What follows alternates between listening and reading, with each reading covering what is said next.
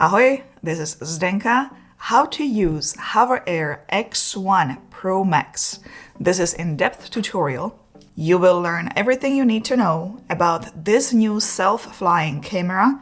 I will also go through all flying modes and settings. This video is brought to you by 00 Robotics. Let's start with the setup. The first thing you are going to do is charge the batteries. You can charge the battery attached to the hover. The charging port is right here. To change the batteries, simply pull it out. To place the battery in, put the back in first and then push in. You can also charge the batteries with a charging hub. If you press this button, it will let you know how much battery is left. During charging, when the 4 lights are on, the batteries are fully charged. If the lights are all off, it is fully charged and has exceeded 30 minutes. The next step would be downloading HoverAir X1 app. Make sure you enable location and Bluetooth permission on your phone. Press and hold the power button for 3 seconds to turn on the hover. Open up the Hover app and tap the activate icon. Hit connect. If you receive update the firmware notice, please follow the instructions. Make sure everything is up to date. I will explain the rest of the app a little bit later. The drone battery has saving feature. If it's not used for some time, it will go into standby mode. To wake it up, just shortly press the power button. You don't need to long press the power button again. Once you are done flying, long press to turn it off. Let's explain what you see on the digital screen. The first icon on the left is Omni Terrain. If you will be flying hover outdoors, simply turn on the hover and place it on the hand. Wait for 30 seconds and Omni Terrain will activate. That will allow you to fly over water, across large height differences, over snow, reflective surfaces, and in low light conditions. If it's not activated for whatever reason, avoid flying in these conditions. Next, you have the battery level icon, and below are flight modes. To change between the flight modes, press the left or right button. Below are displayed mode parameters, such as distance and flight, that can also be directly changed on a hover by long pressing the left button to change the left parameter and long pressing the right button to change the right parameter. Then you just short press to select what you need and press the button in the middle to confirm. To fly the hover, simply choose one of the modes, place it on your hand, make sure the camera is facing you and press the middle button. To land the hover, place the hand roughly 20 centimeters below the hover. Let's go through every flying mode and its settings in the Hover app. If you will be following this tutorial with hover on, I want to let you know that after a while, when hover is inactive, it will go into a sleep mode and the app will get disconnected. All you have to do is short tap this button to wake it up, and then you have to reconnect it to the app. Let's go to hover settings and start with the first mode, which is hover. In this mode, hover just stays in one spot. There are 2 options when it comes to flight settings. Duration of the flight, 30 seconds or continue. Target tracking is enabled by default. If you don't want the hover track you just want to record the whole scene, you can turn it off. This parameter setting is also available on the hover directly. Camera settings are below. By default, shooting mode is set to normal video. Other options available here are HDR, slow motion, and Hover Cine. What is Hover Cine? It is designed to enhance real-time color performance, creating a cinematic look directly in the camera. It is for those users who want to quickly produce finished videos without spending much time complex color grading in the post. If you, however, want to do the full color grade, HLG would be the better choice. By default, the video is recorded in horizontal mode where you can select zoom in 1 time or 2 times. The resolution and frame rate can be changed below. The choices are 1080p, 4K, and 8K.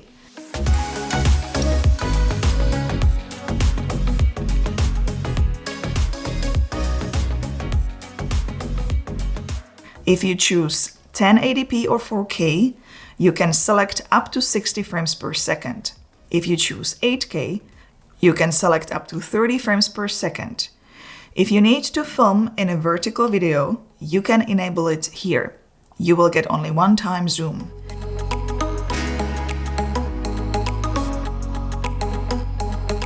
You can film vertical videos in 1080p or 2.7K in up to 60 frames per second, or 4K in up to 30 frames per second. Further settings below are video encoding. The options are H.264 and H.265 and filters. The default is standard. Other choices are soft and vivid. Let's just play samples of standard, soft, and vivid to see what the difference is.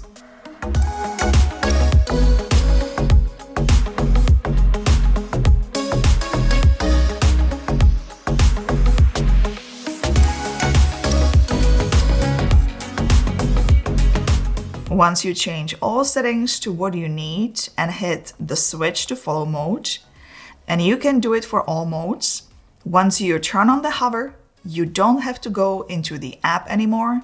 It will be saved. Let's go to the next mode, which is follow mode. Under flight settings, you will see three options. Duration, that gives you 30 seconds or continue. Distance, where you can choose if you want the hover to follow you up close, mid, or far distance. Altitude has three options: high, flat shot, and low. Camera settings I already explained in the previous mode, so I don't need to repeat that, as they are the same in all modes. Here are some examples with different settings.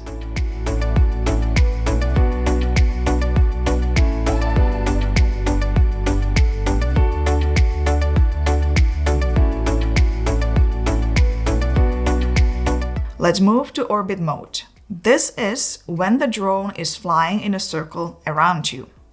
There are more options in the flight settings. The radius or the distance goes from 1.5 meters to 6 meters. I like the far 6 meters radius, especially if you select the low angle. Angle has many options as well: 90 degrees, 180, 360, 2 rotations, and 3 rotations. Altitude offers flat shot, high, and low. You can enable target tracking and select orbit direction.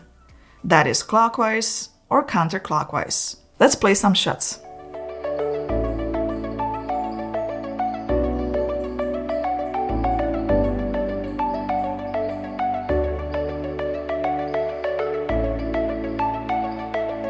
Bird's eye mode is when the hover is going straight up above you. There are only 2 flight settings. The altitude gives you a distance from 5 meters to 50 meters with no rotation, or you can add rotation under rotation speed. The choices are slow, medium, and fast.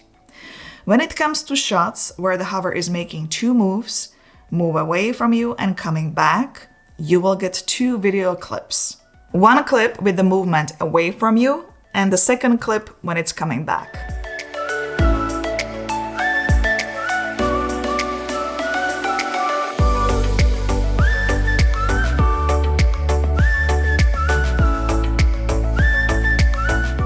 Dolly Track is a really fun mode where you are chasing the hover. I especially like to make some fast move and then stop. The hover comes back, and that is usually the part I pull for my videos. It just looks as there is another camera person. There are several things you can change in the flight settings. Duration is the same for all, either 30 seconds or continue. I just leave everything at continue, as you never know what you get and what you might end up using. Distance choices are close, mid, and far. Altitude choices are high, flat shot, and low. Landing methods, as again this is important to know, is set to stand for 3 seconds by default. You can also change it to gesture or stand for 3 seconds. I would keep it at gesture or stand for 3 seconds. This is the gesture for landing hover. Let's take a look at Dolly Track shots.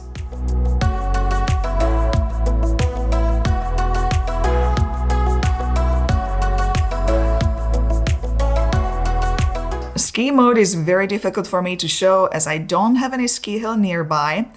There are some options in flight settings. Duration, 30 seconds or continue.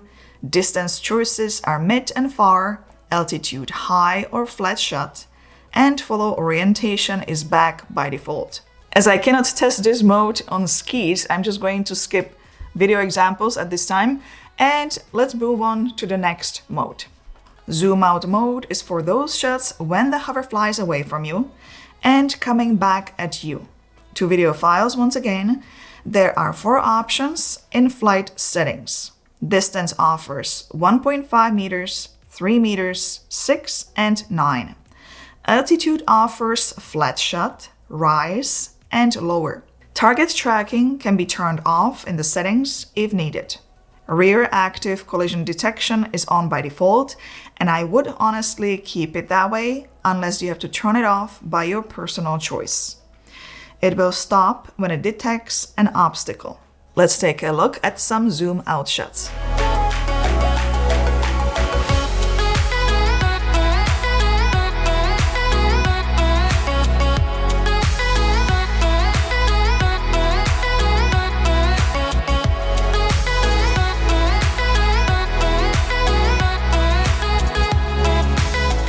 Let's move to the last automatic mode, which is side track. Let's skip duration as it is the same for all.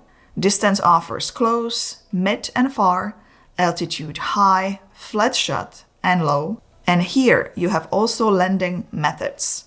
Stand for 3 seconds, gesture, and gesture or stand for 3 seconds. Again, I like to set the last option as it gives me both choices. Here are side track shots.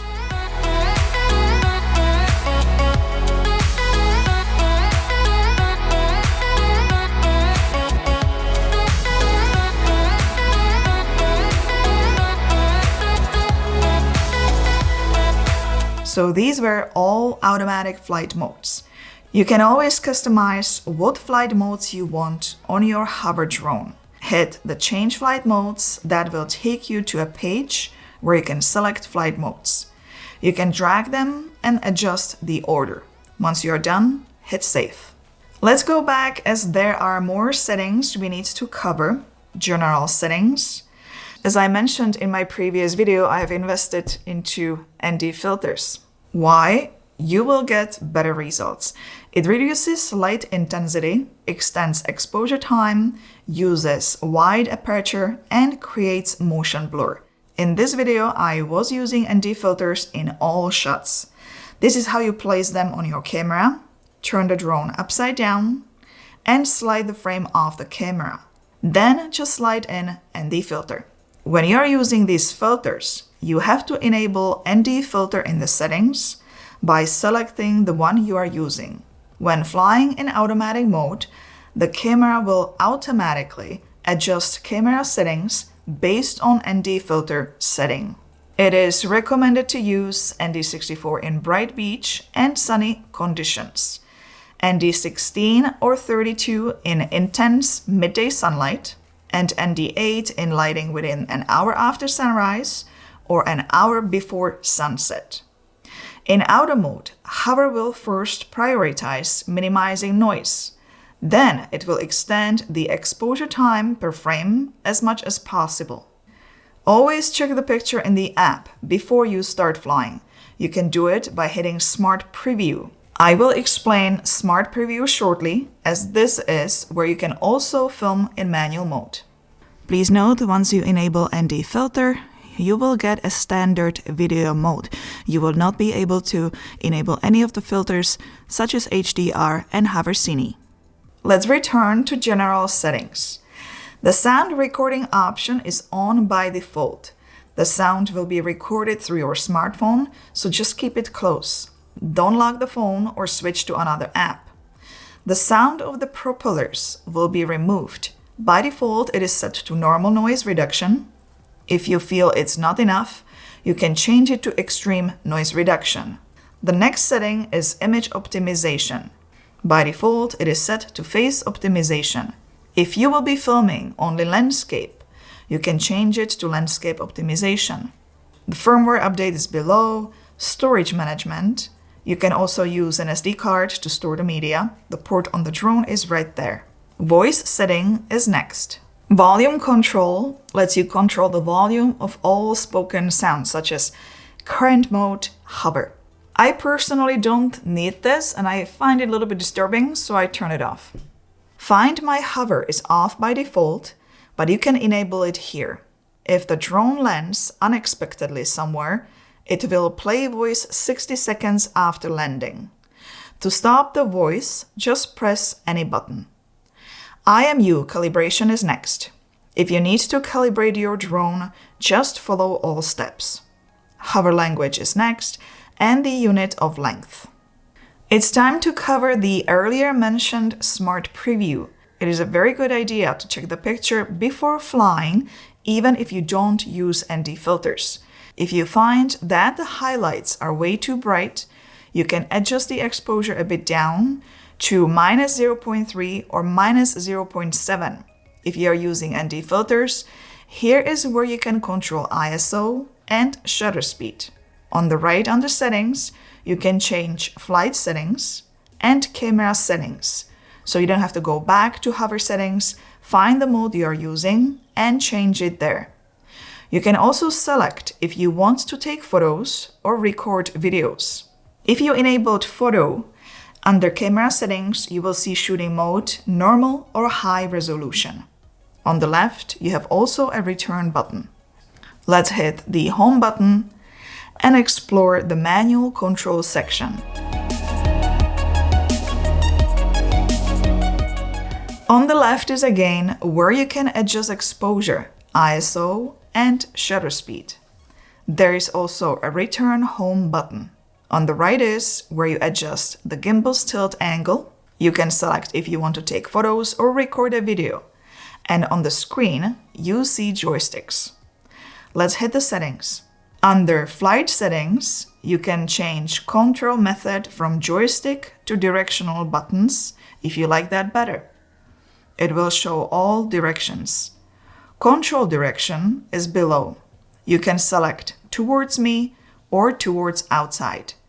I personally prefer towards outside. It's much easier. The next page takes you to camera settings. It is the same as in Smart Preview mode.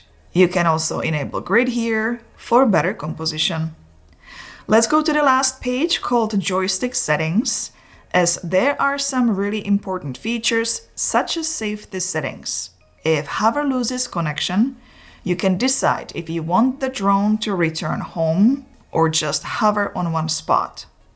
You can also select return height. The default is 20 meters. Joystick settings are below. Here you can adjust horizontal speed, vertical, rotational, and pitch speed. Everything can be customized. Let's return to the main page of the app and go to the album where you can preview your clips in low resolution and download the clips to your phone. Here I would like to mention a couple of things. On some clips, you can use filters and even enable face and body retouching. If you explore the quick shot feature, you can see animate feature for now as a sneak peek of what is coming later on as this product gets developed further.